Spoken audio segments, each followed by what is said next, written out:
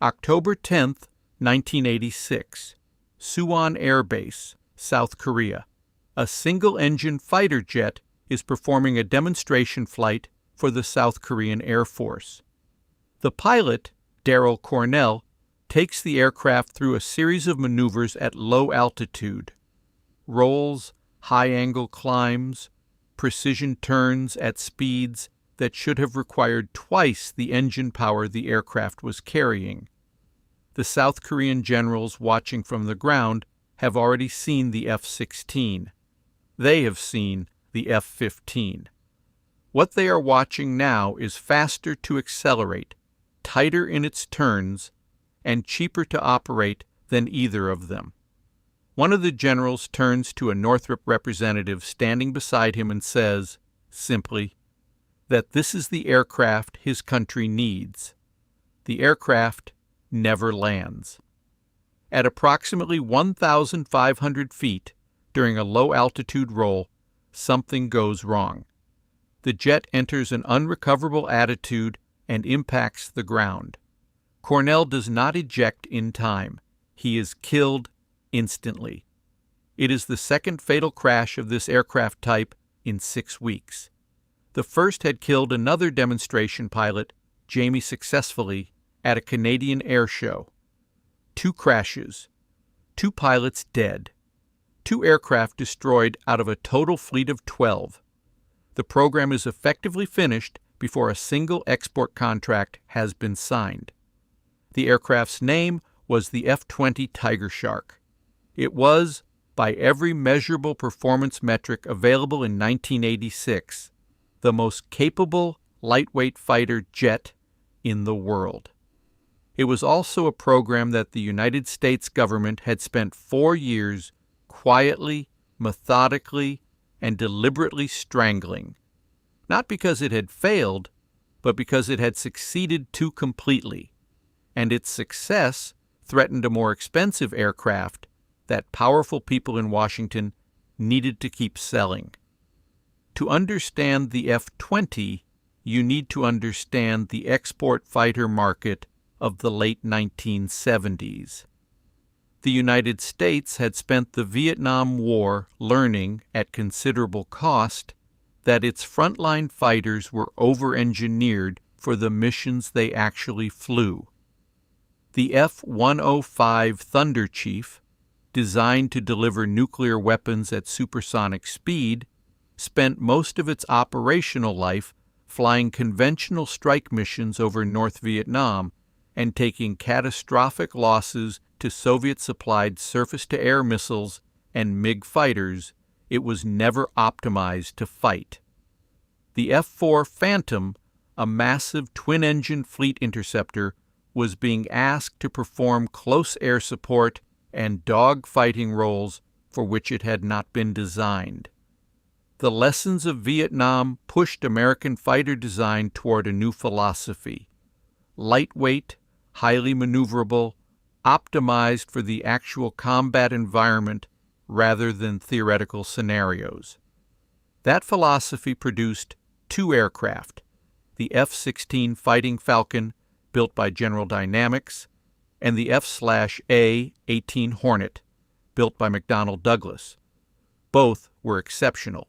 Both were also expensive, technologically sensitive, and politically complicated to export to allies who might not remain stable indefinitely. In 1976, the Carter administration developed what became known as the Conventional Arms Transfer Policy. Concerned about proliferation and regional instability, Carter restricted the export of America's most advanced frontline fighters. Allied nations that needed modern air defense could not simply buy F-16OS or F/A-18S. They needed a dedicated export fighter, capable enough to be credible against Soviet-supplied aircraft, but deliberately limited in specific capabilities that Washington did not want to see spread beyond its borders. Northrop Corporation, which had spent decades in the export fighter business with its F-5 series, saw the opportunity and took it. The F-5 had been sold to dozens of nations since the 1960s. It was simple, reliable, and affordable. Its successor would take those qualities and add the performance necessary to compete in the 1980s threat environment. That aircraft was the F-20 Tigershark. The F-20's design was straightforward in concept and extraordinary in execution. Northrop took the proven F-5 airframe and made a single critical change. They replaced the two small J-85 engines with one General Electric F-404 engine, the same power plant used in the F/A-18 Hornet. The result was transformative. The F-20 accelerated from a standing start to Mach 1 in 70 seconds, faster than any Western fighter in production. Its radar, the GEA-PG-67, could track multiple targets simultaneously and guide the AIM-7 Sparrow medium-range missile, giving it a beyond visual range engagement capability that the export-restricted F-5 lacked entirely. Its avionics were fully integrated into a digital cockpit that reduced pilot workload and increased situational awareness beyond anything comparable at its price point. Maintenance requirements were dramatically lower than the F-16. A single technician could prepare an F-20 for its next mission in turnaround times that the more complex aircraft could not match. In simulated combat exercises conducted by the U.S. Air Force, F-20s, flown by experienced pilots, consistently achieved kill ratios against F-16s that surprised the evaluators. The aircraft was not quite the equal of the F-16 in absolute performance. It was close enough that the difference was marginal in most realistic combat scenarios, and it was dramatically cheaper to buy, fly, and maintain.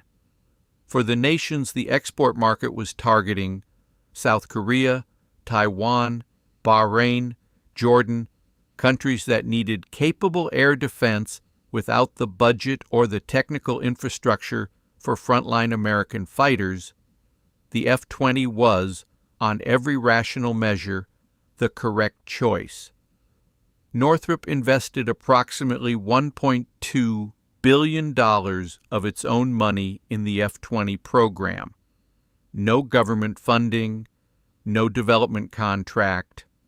The company believed the export market was real, the aircraft was competitive, and the Reagan administration's more permissive arms transfer policy, which had replaced Carter's restrictions, would allow the sales to proceed. They were wrong about one critical variable. The Reagan administration was permissive about arms sales, but it was permissive about selling the F-16, which General Dynamics and Lockheed needed to sell in large numbers to sustain their production lines and recover their own development costs. Every F-20 sold to South Korea or Taiwan was an F-16 not sold. Every Tigershark contract signed was a Fighting Falcon contract lost. General Dynamics and Lockheed had something Northrop did not: active, sustained, well-funded lobbying operations inside the Pentagon and on Capitol Hill, and a network of congressional relationships built over decades of major defense contracts. The mechanism of the F-20's destruction was not a single decision or a dramatic cancellation announcement. It was a process of bureaucratic erosion that unfolded over 4 years. When South Korea evaluated fighters in the early 1980s, U.S. government representatives advised Seoul that purchasing the F-20 might complicate the bilateral security relationship. When Taiwan expressed interest, similar pressure was applied. When Jordan began a serious evaluation process, the State Department indicated that approval for F-20 export to Jordan would face complications. complications that, coincidentally, did not apply to the F-16. The pattern repeated across every serious prospect. No government official ever said publicly that the F-20 was being suppressed to protect the F-16. The language was always about alliance management, technology transfer concerns, and regional stability. The effect was the same.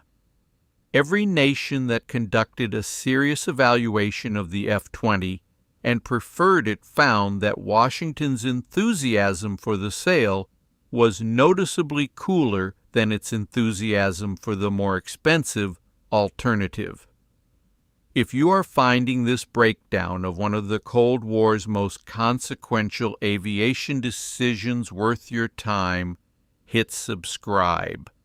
It costs nothing, and it helps the channel continue. The Air Force's own evaluation process delivered the killing blow. In 1983, the Air Force initiated a competition for a new lightweight fighter to be procured in large numbers for training and as an aggressor aircraft. The F-20 entered the competition against the F-16/79, a downgraded export variant of the Fighting Falcon. The evaluation dragged across 2 years. The F-20 performed superbly in every test category. The competition was ultimately canceled without a winner being selected, officially because budget priorities had shifted. Northrop had spent hundreds of millions of dollars on a competition that ended in a non-decision. The company entered a second Air Force competition in 1985. That competition was also canceled. 2 competitions, 2 non-decisions, $200 million spent on evaluations that produced nothing. The F-20 was never formally rejected. It was never given a reason to fail. It was simply never allowed to win. By the time Cornell died at Suwon in October 1986, Northrop had spent $1.2 billion, lost 2 pilots, destroyed 2 aircraft, and sold 0 production F-20s. The program was canceled in 1987. 3 of the 12 prototype aircraft survive today in American museums, each one a $1.2 billion argument about what happens when procurement politics overrides engineering merit. The aircraft that replaced the F-20 in most export markets was the F-16 in various configurations. South Korea bought F-16S, Taiwan bought F-16S, Bahrain bought F-16S. Jordan bought F-16S. The nations that had evaluated the F-20 and preferred it ended up buying the aircraft Washington had preferred they buy all along, at prices consistently higher than the Tigershark would have cost. The F-16 is a superb aircraft. The question the F-20 story raises is not whether the F-16 deserved to win. The question is whether the competition was real. Northrop's president testified before Congress in 1987 that the program had been systematically undermined by government pressure on potential customers and by an Air Force evaluation process structured to produce indecision rather than a genuine verdict. The testimony generated congressional interest and ultimately no consequences for anyone involved. The lobbying networks were too well established, the relationships too deep, the financial interests too large. 2 pilots are buried because of the F-20 program. Northrop absorbed $1.2 billion in losses. The nations that needed a capable, affordable fighter for their air forces paid more for a different aircraft. And the jet that outperformed everything it flew against in every test environment it was ever placed in sites in 3 museums on static display behind glass, going nowhere. In 1986, on a runway in South Korea, A general turned to a Northrop representative and said this was the aircraft his country needed.